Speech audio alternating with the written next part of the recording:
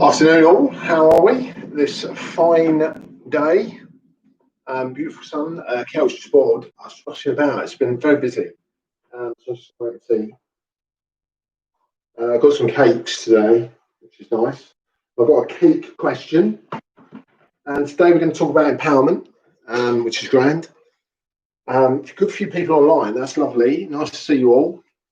So my question today, just while I'm making my tea, I'll give you something to think about. It's about Black Forest Gatto. So we all like a bit of Black Forest Gatto. So my question is, why is Black Forest Gatto called Black Forest Gatto? So what's it all about? What's the thing that makes it a Black Forest Gatto? So type your answers in. Why is Black Forest Gatto Black Forest Gatto? That's the question today. Where's everybody gone? There's loads. Everybody stops. What's happened? Everybody's just waiting to see if I was here, and then they've all logged off. So everybody's going. Didn't they like my question? I just asked a question about Black Forest Gatto. Nobody's talking to me. So I'm hoping there might be some cake bakers on today. You see, you fell into my sucker question there, Jen. That would be far too obvious, wouldn't it? Made in the forest called Black Forest. Right. To do with a fruit and a power. Good. Any particular fruit and a power? Missed the question. The question, Carly Cole, was why is Black Forest Gatto called Black Forest Gatto? That's the question. Oh, you're a bit of a cake baker, I think. Cherries. You work on the cherries. Anyway, keep them coming. That's good. Got a few more people on. That's nice. Sorry, I was a bit behind. Just about to make my tea. So that's good. I've got some cakes today. And when I was looking for questions, I've got some millionaire shortbread today. Not a lot of millionaire shortbread, if I'm being honest, because I've eaten quite a lot. And I thought, oh, that might be a good question. What's it called millionaire shortbread? You go to the forest and eat it in secret. Yeah, I think I must have lived there for most of my life. I thought millionaire shortbread might be named after somebody, but apparently it's not. It's called millionaire shortbread because it's so rich. Anyway, I've learned so much about cakes, like Googling like every Tuesday and Thursday, like a lunatic trying to find a question. Good tea. But look, this doesn't really count as a cake. It's very small. Anyway, we better do something on empowerment. We'll do something on empowerment. That's what we're going to do today. So what's empowerment? It's a proper hot word. It's one of those words that I hear quite a lot when I'm training. We'll talk about, oh yeah, we're going to empower our people. I've actually done sessions for clients as well, talking about empowerment. So it's kind of, what is it? And it's to give responsibility for. That's what it's about. But there's a few things that are really important. The first thing that's absolutely crucial is to empower your people. You have to trust them, and trust is one of those big things. It's kind of really difficult just to trust somebody, just to go, oh, I trust you, that's fine, away you go. And I think some leaders kind of believe that if they say, I'm empowering my staff, you are now empowered. That's kind of it. But still, we kind of don't quite know what that means. So what does empowerment mean? One thing it doesn't mean, if you're empowered, it doesn't mean you can just do what you want. Because that's almost like a dictator then. If you're just doing what you want, and a lot of people use that and they go, well, I was empowered to do that. And it's like, yeah, but you have to recognize the impact that it has on other people. So if I'm empowered to make a decision, I can't just go and impose my will. I still have to think about the other stakeholders, the other people who are involved in it, and make sure that I've got their approval, agreement, any comments, any thoughts. That's one big thing. Empowering somebody does not mean they can go carte blanche and do what they want. That's the first. And leaders have to recognize that. If we're going to empower our people, you can't just say, oh, you're all empowered now, so that's fine. Because it's like, well, so what does that mean? What can I do? Now I'm empowered. What does that mean? But what we don't want is we don't want one person making all the decisions. So that's why we empower decision making down the line, because otherwise one person's got to make all the decisions. You know, we can see that in my business. So big things the leaders have got to do, they've got to trust people. They've got to trust people. Not only have they got to trust them, they've got to allow them to fail. And I talk about this loads and loads. Good leaders let you fail. That's not the plan, but that's what's going to happen. Anybody with kids knows that kids learn because they fail. So they knock stuff over, they fall off a climbing frame, they fail. Yeah. And with empowerment, we've got to allow that.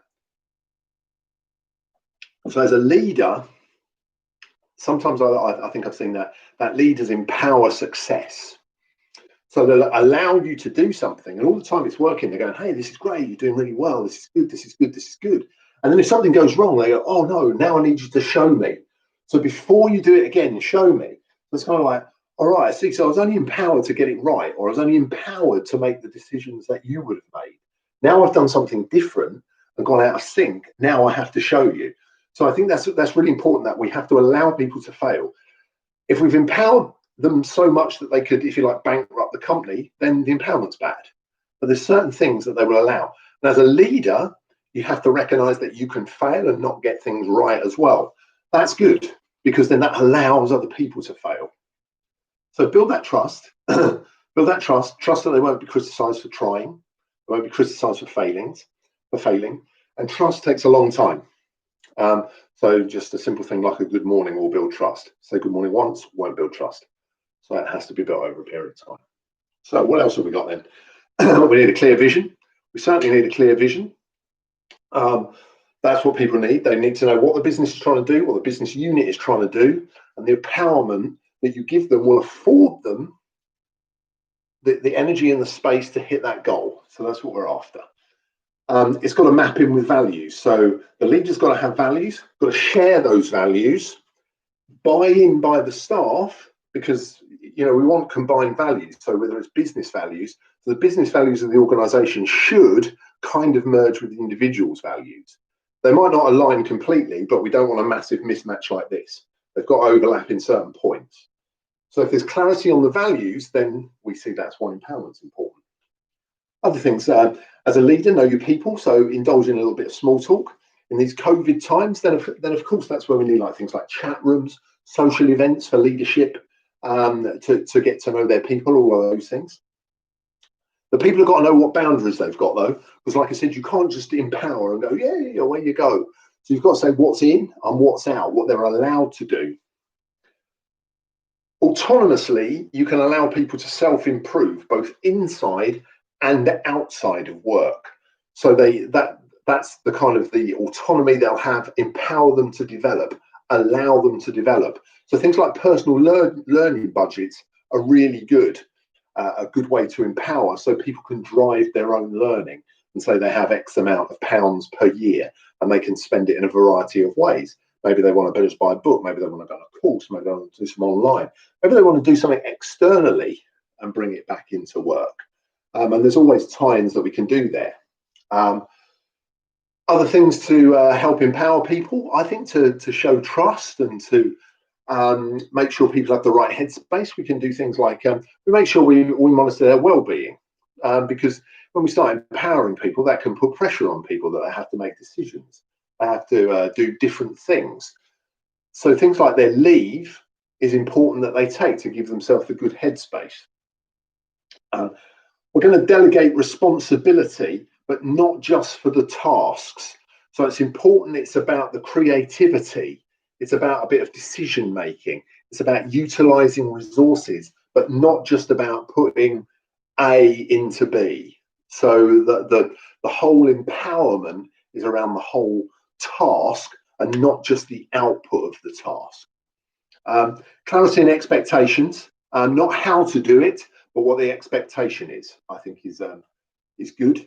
Anything that's going to develop people in their current role will massively help in that empowerment. Wow, that's the longest answer to my questions, Flora. Sorry, I was just so caught up by this massive paragraph. Regular one-to-ones to find out how people are going. That thing with leave, get the work-life balance right. If they've got too much work to do, they'll just be stretched that much. And leave people to do it, but challenge them. So once you've decided that you're going to empower, we don't have to micromanage. We just have to let them get on with it. And the challenge is the thing that will motivate them and want them to do it. The challenge has got to be something that can be met and completed, though. If we challenge people too much, then they will break. And that's not the purpose of empowerment. Big things with empowerment. It's not about just letting people do what they want. There's got to be clear boundaries so as people know what's in and what's out. And importantly, that goes out to other people it impacts on as well. Empowerment in solitude is not a good tool. If one person believes they're empowered and nobody else knows, it can have negative effects on the business. Right, now, on Thursday when we're back, I'm going to talk about something that perhaps we've all struggled with, I think, over the past 15, 16 weeks. And that's a bit of positive attitude. How do we keep our attitude positive? What keeps us on a high? So positive mental attitude, I thought I'd do this Thursday, a little 10 minutes. And my question here about Black Forest Gatto is Flora's answer there. The chocolate is like the soil in the forest, and the cherries are like those fall onto the floor. I feel like I've heard that story. It's a lot simpler. Anna Powell's nailed it. It is about the cherries. It's about the cherries, the very sour cherries. And it's about a liqueur. I've had to write this down. It's called Kirschwasser, which is fiery cherries. And apparently a Black Forest Gatto cannot be called a Black Forest Gatto unless it has that liqueur in it, the cherry firewater made of Kirschwasser. So Anna's got that right there with the cherries. It's the cherries and the cherry liqueur exclusive to that region that makes it a Black Forest Gatto. I'm off to enjoy my millionaire shortbread. Lovely to have a few people on here. Have a great afternoon, and I'll see you all Thursday. Take it easy. Bye, guys.